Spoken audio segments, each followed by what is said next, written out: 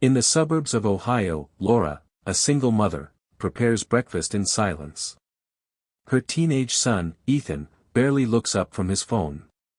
The house is full of things unsaid. Laura, once a dreamer, now works double shifts as a nurse. Ethan's eyes reflect boredom and hidden rage. They are both strangers in their own home, disconnected by years of emotional absence. A letter in the mail hints at Laura's forgotten dream of becoming a writer. She hides it. Outside, the neighborhood is calm, but inside the house, a storm brews. Something has to break soon, maybe this week. Ethan skips school for the first time, wandering to an old bookstore downtown. A strange pull leads him to a memoir titled Rooms Without Walls. Inside the cover is a name, Laura. It's his mother's. Confused and curious, he buys the book. At home, Laura notices his absence but says nothing when he returns. That night, Ethan reads a passage about dreams deferred and motherhood. He begins to suspect there's a side of his mother he's never known, a woman with a voice, a past, and a story. The emotional distance between them quietly begins to shift, ever so slightly. A power outage hits the neighborhood during a storm. Ethan, annoyed by the darkness, grabs a flashlight and heads to the basement looking for candles. Among dusty boxes, he finds a crate labeled 2002 NYC. Inside are old photos, rejection letters from publishers, and faded drafts of a novel titled The Violet Hour. He brings them upstairs. Laura walks in, stunned to see her past uncovered. She stares at the pages in silence. Ethan finally asks, "Why did you stop writing?" Her voice cracks as she answers, "Because life got louder." That night, they talk, for the first time. At school, Ethan's regular English teacher is out sick. A substitute named Mr. Keller arrives, a retired novelist with sharp eyes and a quiet presence. He notices Ethan's disinterest and calls him out. "You read like someone who's scared to feel." After class, Mr. Keller hands Ethan a notebook and says, "Write. Not for school. For yourself." Ethan scoffs but pockets it. That evening, while Laura rewrites an old story on her laptop, Ethan stares at the blank pages. Something in him stirs. Maybe he's more like his mother than he wants to admit. The notebook stays beside his bed. Laura sets the table with effort for a real dinner. It's been months. Ethan joins with hesitation.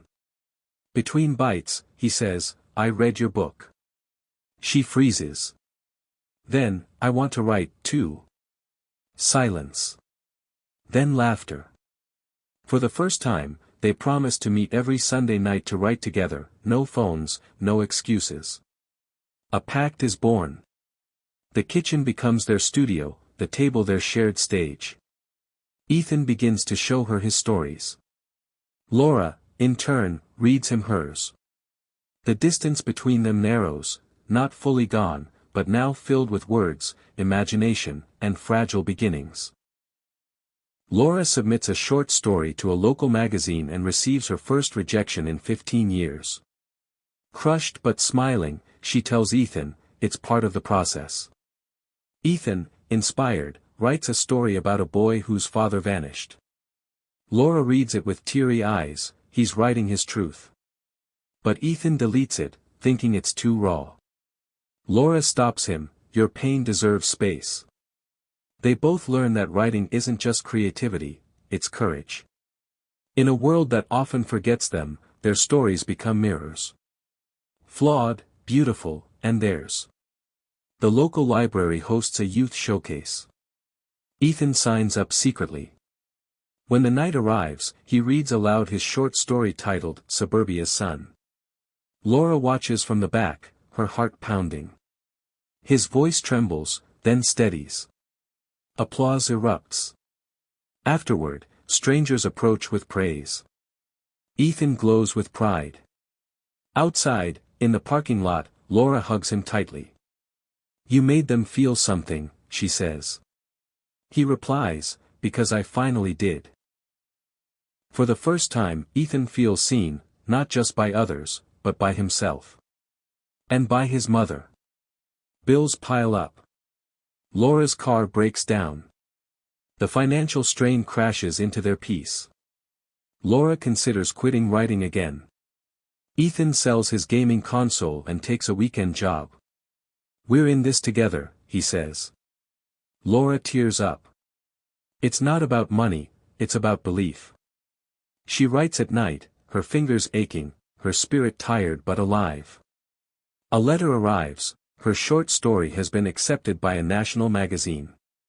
Her name will be in print. She cries quietly. Ethan places the acceptance letter on the fridge with a magnet. It stays there like a trophy, for both of them.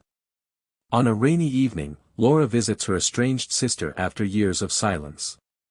The two argue, cry, and reconcile.